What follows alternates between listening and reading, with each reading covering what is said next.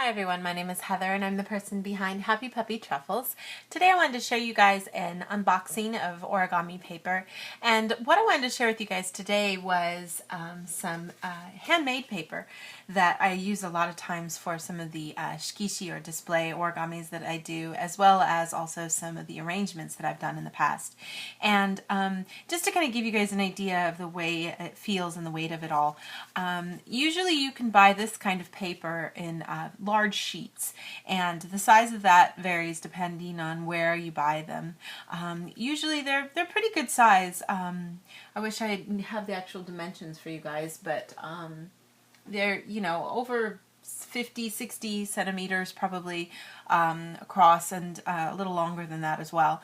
But you can usually buy them at in Japan at stationery shops, which tend to have origami paper as well by the sheet.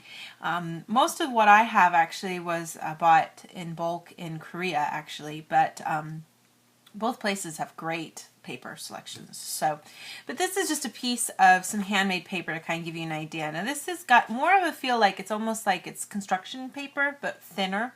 So you get a little bit of texture. You have a nice smoother surface on one side, and then the texture size on here.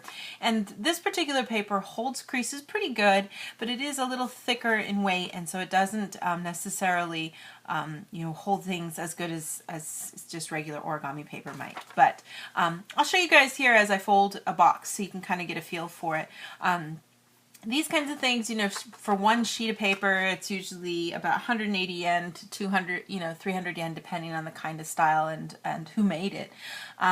So you're looking at, you know, a couple dollars for just a sheet, but you could easily cut it down to, this is a 15 by 15. You know, you could easily get, you know, a few sheets out of that piece of paper. So but it does tear well. It has that nice little frayed edge when you tear it. So I'll show you guys how to go ahead and fold this. I'm going to aim for a box that has that nice smooth surface on the outside. That's a point preference if you guys like to have the more, you know, fuzzier kind of textured side facing out.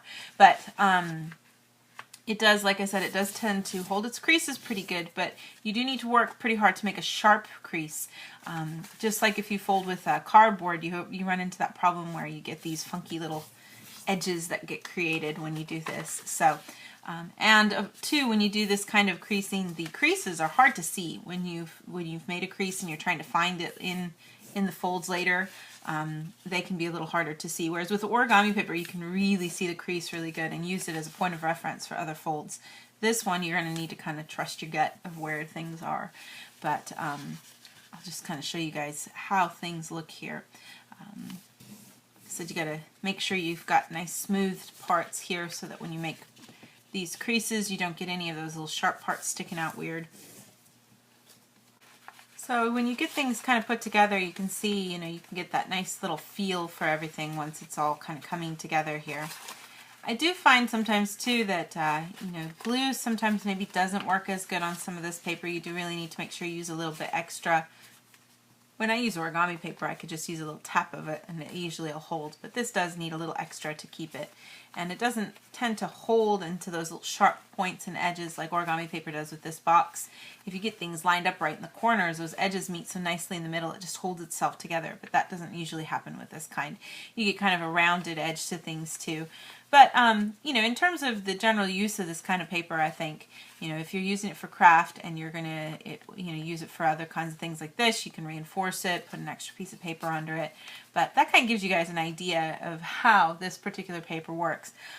I wouldn't recommend using it for making like really complex origamis like dragons and dinosaurs and things like that. It's not going to be able to handle really complex creases.